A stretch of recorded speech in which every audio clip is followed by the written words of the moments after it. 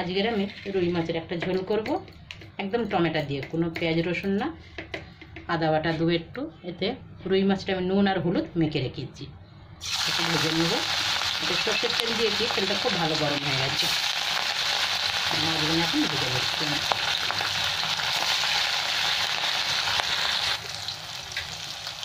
এখানে মাছটা আমার ভাজা হয়ে গেছে, সব উঠিয়ে নিচ্ছি। আরও কটা মাছ আছে, ভেজে নেবো এরকম করে।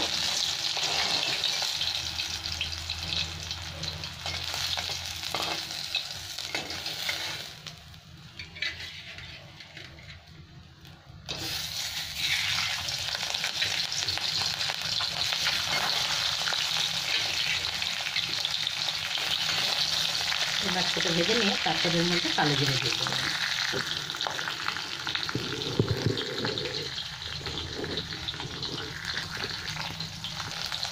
এখানে আমার মাছটা ভাজা হয়ে গেছে, এবার আমি উঠিয়ে নিলাম। এর তেলে কালো জিরে দিয়ে দিচ্ছি।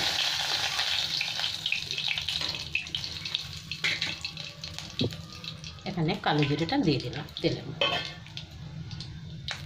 সাথে দুটো কাঁচা লঙ্কা কাটিয়ে দিয়ে দিচ্ছি। গ্যাসটাকে কমিয়ে দিয়েছি, একটু নুন দিয়ে দিচ্ছি আমি।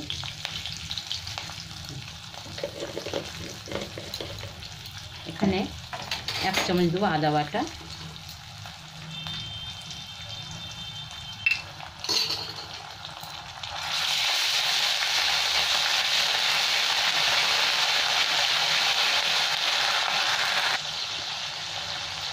আদা বাটা কাঁচা গন্ধটা চলে গেছে। আমি হলুদ দিয়ে দিলাম সাথে, আর একটু কাশ্মীরি লঙ্কার গুঁড়ো 1 চামচ দিয়ে দিলাম, কালারটা খুব ভালো আসে। এবার দিলাম জিরে ধনের পাউডার 1 চামচ। এটাকে একটু ভালো করে ভেজে নেব। তারপর আমি টমেটো কুচি রেখেছি, এটা দিয়ে দেবো।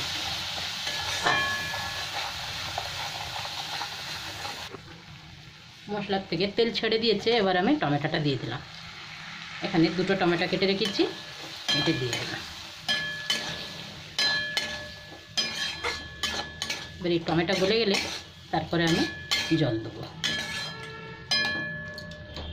ভাজতে থাকি এখন।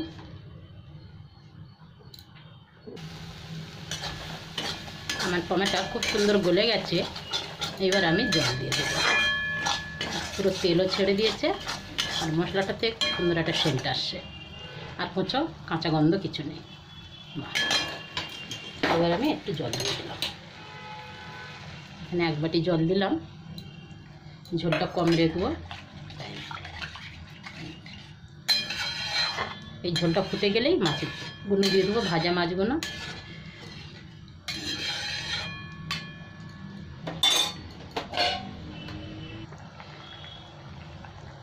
এখানে ঝোলটা ফুটে গেছে, 3টে কাঁচা লঙ্কা দিয়ে দিলাম, চিড়ে রেখেছি, সাথে মাছগুলো আমি দিয়ে দিলাম। এবার একটু ফুটবে, একটুখানি হালকা একটু গরম মশলা দিয়ে দেবো, দিলে আমার টমেটো মাছের ঝোল হয়ে গেছে। আমার 2 মেয়ের খুব পছন্দ, যখন বলবে মাছের ঝোলের কথা তখন বলবে টমেটো মাছের ঝোল, খুব পছন্দ। গরম মশলা দিলাম, দিয়ে ঢাকা দিলাম, গ্যাসটা বন্ধ করলাম। আমার রান্না হয়ে গেছে। দুপুরে এরকম মাছের ঝোল ভাত হয়, খুব ভালো একটা খাবার, আর কিছু সাথে চাই না এটা।